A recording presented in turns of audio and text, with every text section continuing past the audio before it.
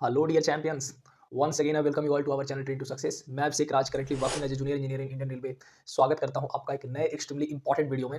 ये वीडियो जो है काफ़ी ज़्यादा इंपॉर्टेंट है बेसिकली उन एस्पिरेंट्स के लिए जो कि आरआरबी एनटीपीसी एग्जाम को कहीं ना कहीं जो है आगे आने वाले दिनों में फेस करने वाले हैं। हालांकि आप सबको तो पता ही होगा कि आरआरबी एनटीपीसी का जो एग्जाम डेट है वो अनाउंस हो चुका है। ठीक है, 16 मार्च से लेकर के 27 मार्च तक जो है कहीं ना कहीं आप सबका एग्जाम कंडक्ट होना है सीवीटी 1 का। ठीक है ना। तो ये वीडियो बेसिकली हम आप सबके जो कमेंट्स थे जो पिछले कई दिनों से काफ़ी ज़्यादा डिमांड आ रहा था कि सर आप आरआरबी एनटीपीसी के ऊपर वीडियो लाएं, स्पेशली जो जनरल अवेयरनेस वाला सेक्शन है उसके ऊपर वीडियो लाएं। तो आपके इन सारे कमेंट के बिहाफ पे ही जो है मैंने जो कि मेरा एक बहुत ही पुराना दोस्त है कहीं ना कहीं। ठीक है, मैंने जो अभी हाल फिलहाल में जो सिलेक्टेड जो 2024 के नोटिफिकेशन थे उसमें जो सिलेक्टेड एक तरह से मेरा दोस्त है। ठीक है, जो कि मतलब चीफ कमर्शियल कम जो टिकट सुपरवाइजर होता है उसके पोस्ट पे सेलेक्ट हुआ है। ठीक है ना। तो उससे बात की और ये जो है देखा जाए तो उसका जो भी नोट्स था वो मतलब एक तरह से मैंने उसको डिमांड किया। ठीक है, हालांकि मैंने सोचा था कि उसके साथ एक पॉडकास्ट करूँ, एक मतलब कन्वर्सेशन वीडियो एक तरह से उसके साथ बनाऊं, लेकिन वो थोड़ा सा मतलब इंट्रोवर्ट है और कैमरा एक तरह से फियर है उसको, तो इसी वजह से जो है वो हमारे साथ नहीं जुड़ पाया। हालांकि जो है मैंने उसकी सारी स्ट्रैटेजी को कहीं ना कहीं उससे मांगा, उसके नोट्स को मांगा। ठीक है, और उसके प्रूफ के बिहाफ पे, उसके सिलेक्शन, उसके सारे जो टेक्निक्स है उसके बिहाफ पे जो है मैं ये वीडियो आप सबके साथ शेयर कर रहा हूँ। और इतना ही नहीं, वो मतलब एक तरह से पिछली बार भी जो है कुछ मार्क्स से चूक गया था। ठीक है ना, 2019 में भी मतलब एक तरह से प्रिपरेशन था उसका, लेकिन उस टाइम पे भी जो है कुछ मार्क्स की वजह से चूक गया था और उसका सिलेक्शन आरआरबी एनटीपीसी नहीं हो पाया था। और भगवान की कृपा कही और इस बार उसकी मेहनत रंग लाई और वो जो है इस बार जो है अच्छे मार्क्स से जो है सिलेक्ट होकर के जो है फिलहाल वो चीफ कमर्शियल कम जो टिकट सुपरवाइजर का पोस्ट होता है आरआरबी एनटीपीसी ग्रेजुएट लेवल का, उस पर सिलेक्ट हो चुका है। ठीक है, मेरे भी जो आरआरबी जेई में भी जो नॉन टेक्निकल के पोर्शन होते थे उसके लिए भी मैंने कहीं ना कहीं उससे गाइड लिया था। ठीक है, कुछ कुछ जो है कहाँ से पढ़ूँ क्या पढ़ूँ, और फाइनली मैं भी सिलेक्टेड हूँ। ठीक है, तो उसके ही नोट्स, उसके ही स्ट्रैटेजीज को जो है मैंने जो उससे बात किया, तो वो सारी चीज़ें कहीं ना कहीं मैं आपके साथ शेयर करता हूँ। तो वीडियो के लास्ट तक बने रहिए। ठीक है, इस वीडियो में जो हूँ मैं जनरल अवेयरनेस का, जनरल जीके का जो है एक तरह से जितना ज़्यादा हो सके उतना ज़्यादा जो है कंसेप्ट कंप्लीट जो है क्लियर करने का आपके साथ कोशिश किया है विथ प्रीवियस ईयर जो पूछे गए जो पैटर्न है उसके बिहाफ पे। ठीक है, क्योंकि आप अगर स्मार्टली स्टडी नहीं करते हैं, ठीक है ना, आप शॉर्टकट्स पे या फिर भेड़ चाल में जो है एक तरह से इस तरह के कंपटीशन में अगर कूदते हैं तो फिर आपको कुछ भी हाथ नहीं लगने वाला है, क्योंकि कंपटीशन इज टू हाई और सीट उस प्रकार से कमते जा रहे हैं फ्रेंड्स। ठीक है ना, तो आपको जो है प्रॉपर पता होना चाहिए कि हमको क्या पढ़ना है, कहाँ से पढ़ना है। ठीक है ना, और कितना पढ़ना है, किस चीज़ पे फोकस करना है, किस चीज़ को अवॉइड करना है, ये सारी चीज़ों का कहीं ना कहीं बखूबी एक अच्छी सी जानकारी आपको होनी चाहिए। ठीक है, और ये कहीं ना कहीं इस तरह की गाइडेंस आपको वही एक तरह से दे सकता है जो कहीं सिलेक्ट हो चुका है अपने स्ट्रैटेजी और अपने एक तरह से प्लानिंग के जरिए। ठीक है। हाँ, तो फ्रेंड्स सबसे पहले जो है अगर मैं थोड़ा-सा यहाँ पे जो क्वेश्चन पेपर जो देखने को मिलता है आरआरबी एनटीपीसी एग्ज़ाम में सीवीटी 1 एंड सीवीटी 2 दोनों में, both graduate and under graduate जो एक तरह से लेवल है, ठीक है? तो उसकी अगर मैं चर्चा कर दूँ, तो सीवीटी 1 में आपको 100 क्वेश्चंस देखने को मिलते हैं 90 मिनट्स में, मैथ्स के 30 क्वेश्चन, रीजनिंग के 30 क्वेश्चन, जनरल अवेयरनेस के 40 क्वेश्चन। तो स्पेसिफिकली जो है इस वीडियो में अपन जो है जनरल अवेयरनेस वाले पोर्शन को टारगेट करने वाले हैं, ठीक है? इसका धागा कंप्लीट खोलने वाले हैं, तो बने रहिए वीडियो के लास्ट तक, ठीक है ना? वीडियो थोड़ा-सा लंबा होगा फ्रेंड्स, और ये वीडियो एक तरह से समझ लीजिए कि मैंने एक तरह से ऑथेंटिक, ठीक है ना, बहुत ही मेहनत के साथ जो है इस वीडियो को बनाने की कोशिश की है। तो वीडियो अगर लंबा चला भी जाता है तो थोड़ा-सा आप उसको एक तरह से झेल लीजिएगा। और अगर आप इस चीज़ को देख लेते हैं पूरी तरह से ना और एक इसको फ़ॉलो कर लेते हैं, तो आपको जो है ना, जो मैंने थंबनेल में जो मार्क किया है ना, आप उसको समझ लें कि हाँ, उसको फुलफ़िल करने से आपको कोई नहीं रोक सकता है। ठीक है? क्योंकि ये सारे एक सिलेक्टेड कैंडिडेट्स की स्ट्रैटेजी है। सिलेक्टेड कैंडिडेट्स का ये नोट्स के सहारे मैंने ये चीज़ों के ऊपर काम किया है। ठीक है? आप देख सकते हैं सीवीटी 2 के ऊपर जो है एक तरह से 120 क्वेश्चंस देखने को मिलते हैं 90 मिनट्स में। मैथ्स का जो है 35 क्वेश्चंस, रीजनिंग के 35 क्वेश्चन, जनरल अवेयरनेस 50 क्वेश्चंस देखने को मिलते हैं। 1/3 का आपका नेगेटिव मार्किंग होता है एक तरह से दोनों सीवीटीज़ में। ठीक है ना? तो ओवरऑल अगर देखा जाए तो मैं पेपर को देख कर के यही एनालाइज़ कर पाया कि इस आपका जो एनटीपीसी जितने भी नॉन टेक्निकल पोस्ट हैं, चाहे एनटीपीसी हो चाहे ग्रुप डी हो, तो इन सबके सिलेबस में इतनी डाइवर्सिटी नहीं है जितना कि टेक्निकल एग्जाम जैसे आरआरबी एंड ऑल एलपी वगैरह में देखने को मिलता है। ठीक है ना? लेकिन कॉम्पिटिशन काफ़ी ज़्यादा है। नॉन टेक्निकल के जितने भी एग्जाम्स हैं इन सब में काफ़ी ज़्यादा कॉम्पिटिशन है इन कंपेयर टू की टेक्निकल एग्जाम्स। ठीक है ना? तो कॉम्पिटिशन को बीट करने के लिए आपके पास एक प्रॉपर प्लानिंग, एक प्रॉपर स्ट्रैटेजी का होना बहुत ज़रूरी है। तो अब इसी के साथ जो है कहीं न कहीं शुरू करता हूँ कि हाँ, वो कौन-कौन से इंपॉर्टेंट सब्जेक्ट्स हैं जिन पे आपको फोकस करना है। सब कुछ नहीं पढ़ना है। ठीक है ना? कुछ सब्जेक्ट पे आपको फोकस करना है और आपको इतना स्कोर कर लेना है कि जो मेरा बेस सब्जेक्ट है मैथ्स एंड रीजनिंग, उसके साथ जब मेरा जनरल अवेयरनेस का मार्क्स ऐड हो तो हमको वो सिलेक्शन प्रोवाइड करा दे। ठीक है? हमारे लिए एक सीट की गारंटी दे दे। ठीक है? अब देख सकते हैं एक तरह से अगर मैं इंपॉर्टेंट सब्जेक्ट के ऊपर मैं बात करूँ तो देखिए उसी का नोट्स है, उसी का मैं डायरेक्ट फोटो आपको कहीं न कहीं लगाया हूँ ताकि आपको भी थोड़ा-सा एक रियलाइज़ हो जाए, थोड़ा-सा मतलब एक रियलिस्टिक फील हो।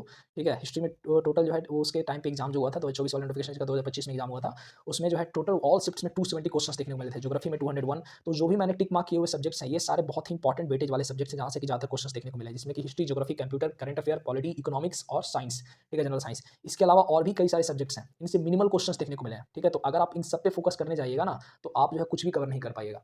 तो मेरा बताने का मेन मकसद ही यही है कि आपको जो है ना, आपके एफर्ट को जो है डायरेक्शन देना। ठीक है? आपके फोकस को एक डायरेक्शन देना ताकि आप बहुत ही अच्छा आउटकम जो है विथ लेस एफर्ट, ठीक है ना, विथ स्मार्ट एफर्ट जो है आप उसको एक तरह से निकाल पाएँ। ठीक है?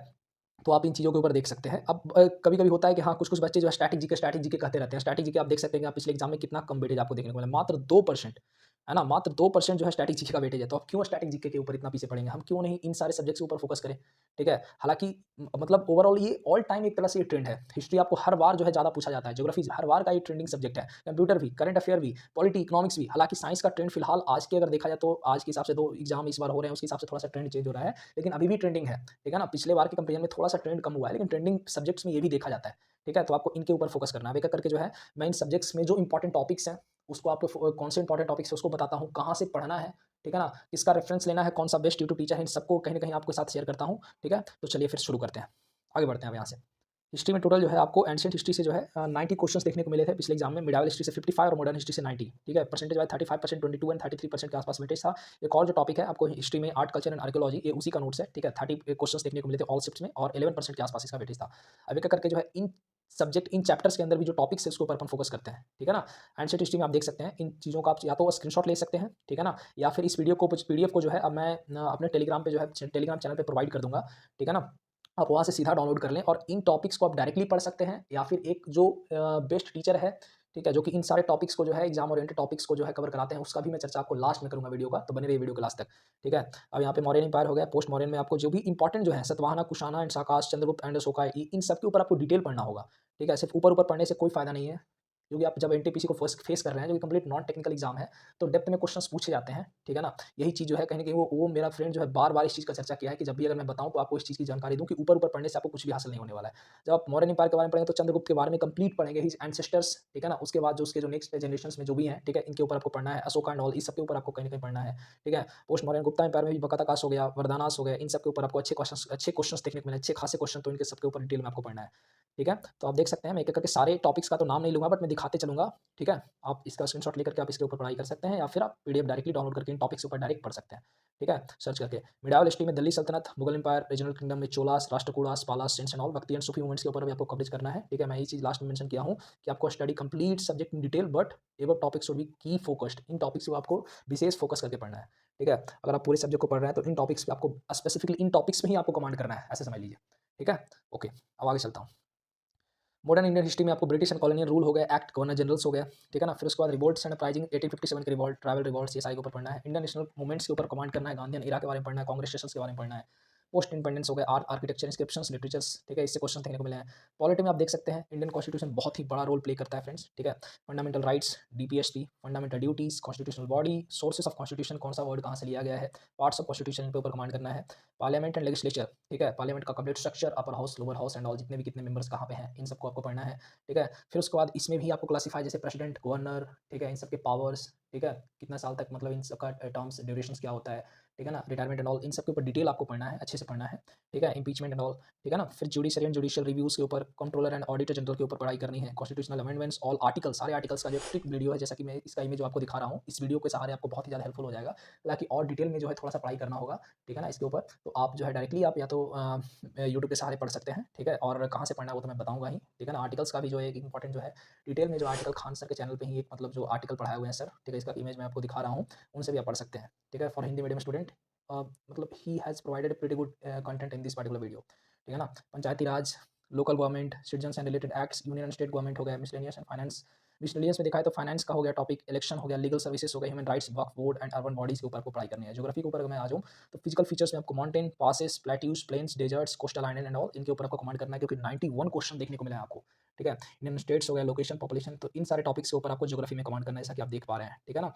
और इन सारे टॉपिक्स पे आपको विद डिटेल आपको कहीं न कहीं जो है विद प्रिसाइज़ इन्फॉर्मेशंस को भी आपको याद रखना होगा, क्योंकि एनटीपीसी जो है कुछ भी नहीं छोड़ता है पूछने के मामले में। जब आप वो जनरल अवेयरनेस पे अगर आपको औकात दिखाने को उतर जाए ना, ठीक है? तो कोई भी कंटेंट आपको जो है भूल जाइए कि आपको ऊपर से देखने को मिलेगा। बहुत ही अच्छे डेप्थ में ज चला जाता है वो। जनरल साइंस की अगर मैं बात करूँ तो इसमें अगर सबसे पहले जो है 3 सब्जेक्ट को अगर मैं वेटेज के ऊपर मैं देख लूँ, तो सबसे पहले केमिस्ट्री को वेटेज देना है आपको, फर्स्ट प्रायोरिटी। देन उसके बाद बायोलॉजी को प्रायोरिटी देनी है, देन उसके बाद फिजिक्स को आपको प्रायोरिटी देनी है, ठीक है? तो इस प्रकार से प्रायोरिटी में जो है आपको पढ़ाई करनी है, ठीक है? केमिस्ट्री में इन सारे टॉपिक्स के ऊपर कमांड करना है, chemical reaction based on principle of mass conservation, mole concept के ऊपर, एसिड बेस साल्ट हो गया, पीएच हो गया, ठीक है ना? केमिकल बॉन्डिंग, इन सारे टॉपिक्स पे industrial chemical chemistry and application. हालाँकि ये जो नीचे के टॉपिक्स हैं, ठीक है? ये सारे टॉपिक्स आपको जनरली 10th क्लास के सिलेबस में नहीं देखने को मिलेगा। हालाँकि ये मेंशन कर देता है कि 10th सीबीएसई, लेकिन सिर्फ मेंशन ही करता है। क्वेश्चंस को अगर आप देखेंगे ना पीवाईक्यूज़ को, ठीक है? तो आपको आइडिया लग जाएगा कि हाँ, कहाँ से क्वेश्चंस को दागा जा रहा है, ठीक है? आपके सामने। तो इन सारी चीज़ों को जो है आप 10th के अलावा जो है ओवरऑल आपको कहाँ से पढ़ना है उसको भी बताऊँगा। आप डायरेक्टली इन टॉपिक्स को यूट्यूब पे भी सर्च करके पढ़ सकते हैं, ठीक है? वहाँ पे भी डिटेल आपको बता दिया जाता है कॉम्पिटिशन पॉइंट ऑफ व्यू से, ठीक है ना?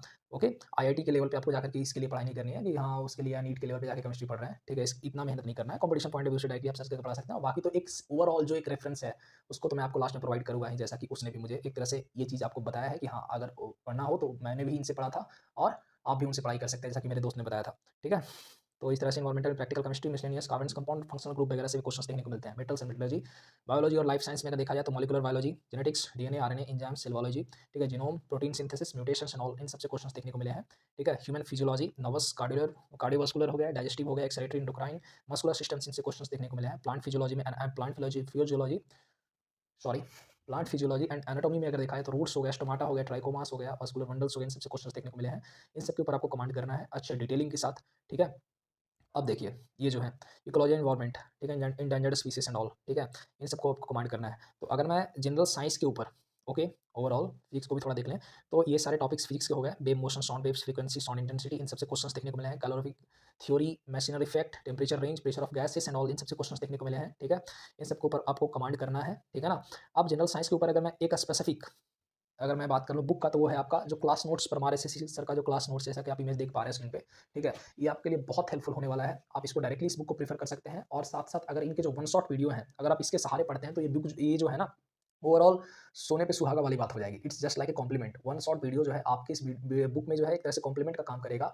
वन शॉट वीडियो के साथ अगर आप इस बुक को समझना चाहें, तो आप ईज़िली समझ सकते हैं। कुछ-कुछ हालाँकि लैंग्वेज आसान ही है, ठीक है ना? आप या तो डायरेक्टली बुक को पढ़ें और अगर आपको बुक को समझने में कोई कठिनाई होती है, तो आप वीडियोज़ के सहारे जो कि यूट्यूब पे फ्री उपलब्ध है, आप उसको भी यूज़ कर सकते हैं। ठीक है? तो इन चीज़ों का आप ख्याल रखें और ऊपर की जो बुक है, उसके लिए अगर मैं बात कर लूँ, जो कि एक तरह से चलिए उसको भी मैं आपको रिवील कर ही देता हूँ, ठीक है ना? तो ऊपर के जितने भी सब्जेक्ट्स थे, हिस्ट्री हो गया, ज्योग्राफी हो गया एंड ऑल, इन सब का जो है फैक्टमैन करके जो एक बुक आता है सर का, ठीक है? आप उसको एक तरह से पढ़ सकते हैं और इन सारे चैप्टर्स के कहीं न कहीं जो है वन शॉट वीडियो अवेलेबल है सर का, ठीक है? आप उसको भी देख सकते हैं, ठीक है ना? वो भी काफ़ी ज़्यादा जो है कॉम्प्लीमेंट का काम करेगा। फैक्टमैन बुक में भी आपको more than enough content provide किया गया है, जो कि सिलेक्शन दिलाने के लिए आपको बहुत ज़्यादा ही मतलब एक तरह से प्रिसाइज़ ढंग से सर ने तैयार किया है, ठीक है? बहुत ही ज़्यादा इनफ है वो। ओके। अब आते हैं अपन कंप्यूटर के ऊपर, तो कंप्यूटर का जो है पिछले एग्जाम्स के ट्रेंड के हिसाब से देखा है तो बहुत अच्छा खासा वेटेज जो है एक तरह से बन चुका है, तो अपन कंप्यूटर को इग्नोर नहीं कर सकते और कुछ गिने चुने टॉपिक्स हैं सिर्फ जिस पे अगर अपन कमांड कर लेना तो कंप्यूटर को फोड़ना बहुत आसान है और वो बहुत टफ सब्जेक्ट नहीं है कंप्यूटर, हम लोग डेली लाइफ में यूज कर रहे हैं, ठीक है। सिर्फ जो यूज कर रहे हैं उसकी जानकारी नहीं है, अगर उसकी जानकारी हो जाए ना, उसके नामों के बारे में उसके जान जाना, तो अपने को लगा अरे यार ये तो डेली में यूज कर रहा था, ठीक है, इसको ये बोलते हैं, अच्छा। इस प्रकार से मतलब आप बहुत ही इंटरेस्टिंग, मतलब बहुत इंटरेस्ट आएगा इसको पढ़ने में। तो इसमें कौन-कौन से टॉपिक्स हैं जिसके ऊपर देखा जाए तो सॉफ्टवेयर एप्लीकेशन से 134 क्वेश्चंस देखने को मिला है। Operating system, window, Linux and all, ठीक है, इन सारे इंपॉर्टेंट जो ऑपरेटिंग सिस्टम्स हैं, इसके ऊपर आप डायरेक्ट कमांड कर सकते हैं। Computer hardware, input and output devices, miscellaneous topics हो गए, इंपॉर्टेंट एब्रिविएशंस। इस कंप्यूटर को कमांड करने के लिए अगर मैं स्पेसिफिक बुक की बात करूँ, जिसे मैंने भी यूज़ किया था, क्योंकि सीबीटी 2 आरआरबी में जो है कंप्यूटर एक सब्जेक्ट जो है डायरेक्टली पूछा जाता है, उसके लिए जो आप देख सकते हैं स्क्रीन पे जो दिख रहा है, अरिहंत पब्लिकेशन का जो कंप्यूटर का बुक है, आप उसको प्रेफर कर सकते हैं, ठीक है। बहुत ही बेहतरीन ढंग से आपको इसमें बताया गया है। डायरेक्टली आपको टॉपिक्स जो है जो यहाँ पे मेंशन मैंने किया, वो चैप्टर के फॉर्म में वहाँ पे देखने को मिल जाएगा। तो आप उसको पढ़ सकते हैं और चाहें तो आप अगर बुक के थ्रू नहीं समझ पा रहे हैं, तो कोई भी यूट्यूब के वीडियोज़ को आप पकड़ सकते हैं। सारे जो है ना इन टॉपिक्स के ऊपर अच्छे खासे कंटेंट आपको प्रोवाइड कर देंगे कॉम्पिटिशन पॉइंट ऑफ व्यू से। ओके, अपन आगे अगर बढ़ें तो इकोनॉमिक्स में भी जो है, जो कि जनरली ट्रेंडिंग टॉपिक्स हर मतलब पिछले कई सालों से चलते आ रहा है, ठीक है ना? वही टॉपिक आपको यहाँ पे देखने को मिलता है। इसमें नेशनल इनकम कवर करना है आपको। नेशनल इनकम के बाद 5 ईयर प्लान को, important committees, unemployment, currency and money, banking and inflation, इन सारे टॉपिक्स को आपको कमांड करना है, ठीक है, इकोनॉमिक्स में। अब अपन करंट अफेयर के ऊपर चलते हैं। Current affair is one of the most important subject जो है आजकल के टाइम पे उभर के आ रहा है, ठीक है? क्योंकि आप देख सकते हैं ग्रुप डी का जो एग्ज़ाम वगैरह, उसमें सारे के सारे करंट अफेयर से क्वेश्चन्स दागे गए हैं, ठीक है? तो आप करंट अफेयर को कतई इग्नोर नहीं कर सकते और करंट अफेयर जो है कोई बहुत ही ज़्यादा डरावनी टॉपिक नहीं है, बहुत डरावना सब्जेक्ट नहीं है, ठीक है? सिर्फ़ उसमें आपको प्रॉपर पता होना चाहिए कि हमको इसमें क्या पढ़ना है। ठीक है ना? और कहाँ तक की चीज़ों को कवर करना है, ठीक है? तो आप इन चीज़ों पे अगर ध्यान से देखें तो गवर्नमेंट स्कीम्स को आपको पढ़ना है, इकोनॉमिक्स एंड करंट जीके पढ़ना है, ठीक है? स्पोर्ट्स करंट अफेयर पढ़ना है, पॉलिटी करंट अफेयर पढ़ना है, मतलब करंट जो पॉलिटिक्स से रिलेटेड जो करंट अफेयर है रिसेंट, उसको आपको कवर करना है। स्पोर्ट्स से रिलेटेड जो करंट अफेयर टॉपिक्स है उसको कवर करना है, एटलीस्ट लास्ट 1 ईयर के, ठीक है ना? इन टॉपिक्स को आप मंथली भी कवर कर लें कि पिछले जनवरी मंथ में जो है आपका गवर्नमेंट ने कौन-कौन से स्कीम्स को लॉन्च किया। इकोनॉमिक्स जो है जनवरी मंथ का क्या मतलब इकोनॉमिक रिलेटेड करंट अफेयर है, स्पोर्ट्स रिलेटेड क्या करंट अफेयर है एक तरह से, तो इस तरह से आप कवर कर सकते हैं, ठीक है ना? लास्ट 1 ईयर का before your exam. Science and tech से रिलेटेड हो गया, देन उसके बाद समिट्स एंड कॉन्फ्रेंस हो गए, देन उसके बाद अवार्ड्स एंड ऑनर्स हो गया, फिर उसके बाद इंपॉर्टेंट डेज एंड थीम्स हो गए, ठीक है ना? अगर ऊपर मैं चलूँ तो फिर सर्वे एंड रिपोर्ट्स हो गए, अपॉइंटमेंट हो गए, मिलिट्री एक्सरसाइजेस, एनवायरमेंटल लिटरेसी, जो कि बहुत ही इंपॉर्टेंट टॉपिक है। तो इन सबका क्वेश्चंस बगल में नंबर ऑफ क्वेश्चन लिखने का इंपॉर्टेंस ही मेरा ये है कि आप समझ सकें कि हाँ, इन टॉपिक्स का कितना ज़्यादा इंपॉर्टेंस आपके एग्जाम में देखने को मिलता है। इंडेक्स एंड रैंकिंग हो गया, नेशनल इंटरनेशनल ऑर्गेनाइजेशंस हो गए, इन सबसे, ठीक है?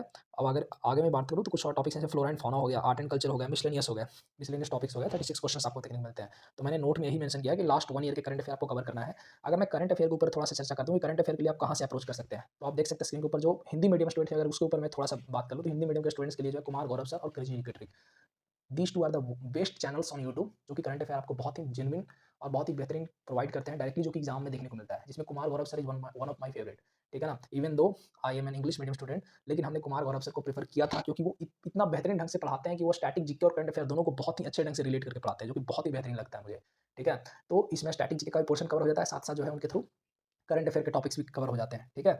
और क्रेज़ी क्रेज़ी एजुकेटर भी आप प्रेफ़र कर सकते हैं। उसके अलावा जो कि being an English medium student, अगर कोई इंग्लिश मीडियम का स्टूडेंट है, तो उसके लिए जो है आप चाहें तो इंडोलॉगस करके जो चैनल है, जिसका कि फ़ोटो मैं दिखा रहा हूँ, आप उसको प्रेफ़र कर सकते हैं, ठीक है? करंट अफेयर इसी तरह से मंथली लास्ट 1 ईयर के, ठीक है ना? और इन टॉपिक्स पे भी एक तरह से मिल जाएगा। इंडोलॉगस और रवि अदिति क्लासेस करके एक चैनल है, ठीक है? इन दोनों channel for English medium students and for Hindi medium students Kumar Gaurav sir and crazy educatory, ठीक है? तो करंट अफेयर्स का जो है इस प्रकार से आपका कंप्लीट कवरेज हो जाएगा अगर आप यहाँ से पढ़ते हैं तो, ठीक है?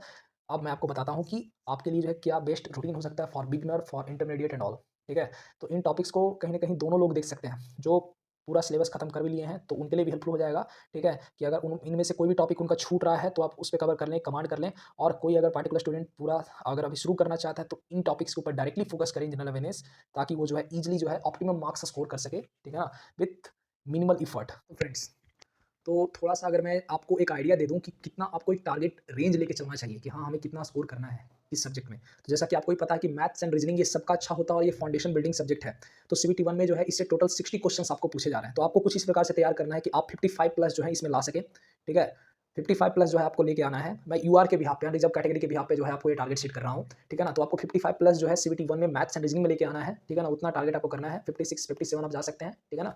आप 55 से लेकर के 57 के आस-पास रेंज रखें, ठीक है? उससे ऊपर है तो और अच्छी बात है, ठीक है ना? और जनरल अवेयरनेस में जो है आप कितना भी कोशिश कर लें, अगर आप 25 के आस-पास लेके आते हैं out of 40, then I can consider it is a well score. तो जनरल अवेयरनेस में आपको 25 के आस-पास स्कोर करना है, ठीक है ना? 25, 26 इस तरह से आप स्कोर करें आउट ऑफ 40, ठीक है? It is a pretty good score, ठीक है ना? देन उसके बाद ऐड होकर के आप कहीं न कहीं 80 के आस-पास अगर अप्लाई करेंगे आउट ऑफ 100, तो फिर आपका बहुत ही बेहतरीन सिलेक्शन का चांस होगा। सीबीटी 1 में बहुत ही बेहतर आप स्कोर कर पाएँगे। सीबीटी 2 में अगर बात करूँ तो 120 क्वेश्चन्स होता है, जिसमें 70 क्वेश्चन्स आपको मैथ एंड रीजनिंग होता है, तो इसमें आपको 65 प्लस टारगेट करना होगा।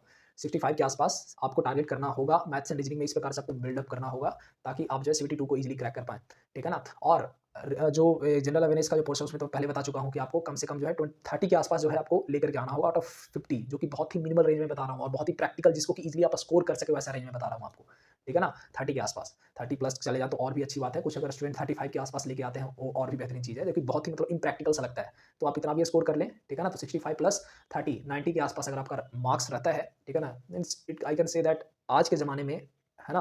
जिस प्रकार से वैकेंसीज़ कमती जा रही है, उस बिहाफ़ पे जो ये रेंज जो है मार्क्स का, ये बहुत ही ज़्यादा बेहतरीन है, ठीक है? अभी के टाइम पे आगे और ज़्यादा कॉम्पिटिशन होगा और टफ होगा एग्ज़ाम्स को क्रैक करना, तो रेंज भी आपको चेंज करना होगा। लेकिन अभी के हिसाब से 90-95 के आस-पास जो है आउट ऑफ 120 अगर आप स्कोर कर रहे हैं, I can say it's pretty good score. और 80 प्लस जो है स्कोर आपका, जो है 80 के आसपास जो स्कोर है, 80 प्लस 80 एंड 80 प्लस जो है स्कोर है आपका 85 के आसपास, ये जो है सीबीटी 1 के लिए बहुत ही अच्छा स्कोर है for both NTPC graduate and under graduate, ठीक है? ये मैं जो है उसी के एक्सपीरियंस के हिसाब पे जो है ना, सिलेक्टेड जो मेरा फ्रेंड है उसके टिप्स के हिसाब से जो है आपको ये रेंज बता रहा हूँ। साथ-साथ उतने स्टडी रूटीन की भी अगर मैं बात करूँ, तो उसके द्वारा बोला गया कि हाँ, आपको मिनिमम 8 आवर तो आपको देना ही है स्टडी के लिए, ठीक है ना? अब स्टडी के लिए 8 आवर्स देना है, तो फर्स्ट जो है अगर आप बिगिनर हैं, तो आपको ज़्यादा मैथ्स और रीजनिंग पे फोकस करना है, उसको सिलेबस कवर करना है, उसपे प्रैक्टिस करना है, उसके स्पीड एंड एक्यूरेसी पे ध्यान देना है, ठीक है? 6 आवर अप्रॉक्स आप मैथ्स एंड रीजनिंग पे दें, एंड उसके बाद बाकी जो 2 आवर हैं उसको आप एक तरह से आप जनरल अवेयरनेस पे दे सकते हैं। जनरल अवेयरनेस में इंपॉर्टेंट टॉपिक जिसका मैंने चर्चा किया उसके ऊपर आप कवरेज करें, ठीक है? और वीकेंड पे आप एक फुल मॉक टेस्ट मारें, जिससे आपको मॉक टेस्ट का एक रिदम बना रहेगा। और अगर आपका सिलेबस फिनिश है, तो आप उसमें से थोड़ा-सा घंटा कम करके जो है 8 आवर में ही जो है जनरल अवेयरनेस पे थोड़ा कमांड करें और उसके बाद जो है मॉक टेस्ट पे ज़्यादा कमांड करें, ठीक है? तो आप अगर इंटरमीडिएट लेवल पे हैं, तो आप कहीं न कहीं देख सकते हैं, तो 1 एंड हाफ आवर जो है मैथ्स को दे दें, 1 एंड हाफ आवर जो है आप इस पे दे दें, ठीक है? रीजनिंग पे दे दें। देन उसके बाद डेली आप मॉक टेस्ट एंड बाकी का जो कुछ 1 डेढ़ घंटे के आसपास का जो टाइम है, आप उस पे जनरल अवेयरनेस पे दे सकते हैं, ठीक है? बाकी का पोर्शन आप डेली मॉक टेस्ट मारने पे फोकस करें, एंड उसके एनालिसिस एंड उसके जो है एरर नोटबुक वगैरह बना करके उसमें आप डाटा मेंशन करके जो है आप उसको तैयार करें, ठीक है? उम्मीद करता हूँ कि ये वीडियो जो है आपको बहुत ही हेल्पफुल लगा होगा। मैंने इस वीडियो को जब फुल्ली पैक बनाया है, जनरल अवेयरनेस का कंप्लीट धागा खोलने की कोशिश किया है, ठीक है? आपको इस वीडियो को देखने के बाद मैं कह सकता हूँ कि और कुछ देखने की कोई ज़रूरत नहीं होगी, ठीक है ना फ्रेंड्स? ओके, बहुत मेहनत करता हूँ आप, क्योंकि आप भी जानते हैं कि मेरा जो है एक तरह से टेक्निकल स्ट्रीम है, फिर भी नॉन टेक्निकल के रिगार्डिंग जो है इतना मेहनत करता हूँ अपने दोस्तों से मिल करके, अपने जो एक तरह से रिलेटिव्स हैं, रिलेटेड जो कैंडिडेट हैं उनसे बात करके। तो अगर ये वीडियो आपको अच्छा लगा है तो प्लीज़ लाइक कीजिए, सब्सक्राइब कीजिए इसी तरह की इंपॉर्टेंट इन्फॉर्मेशन के लिए मेरे चैनल ट्रेन टू सक्सेस को शेयर कीजिए अपने फ्रेंड्स के पास। और अगर किसी प्रकार की और भी जानकारी आपको चाहिए, किसी प्रकार की और भी क्वेरीज को आप फेस कर रहे हैं, तो आप कमेंट सेक्शन में पूछ सकते हैं, ठीक है? मैं समय निकाल कर उसका एक तरह से जवाब देने का भरपूर कोशिश करता हूँ। वीडियो को यहाँ तक देखने के लिए आपका बहुत-बहुत धन्यवाद। Thank you.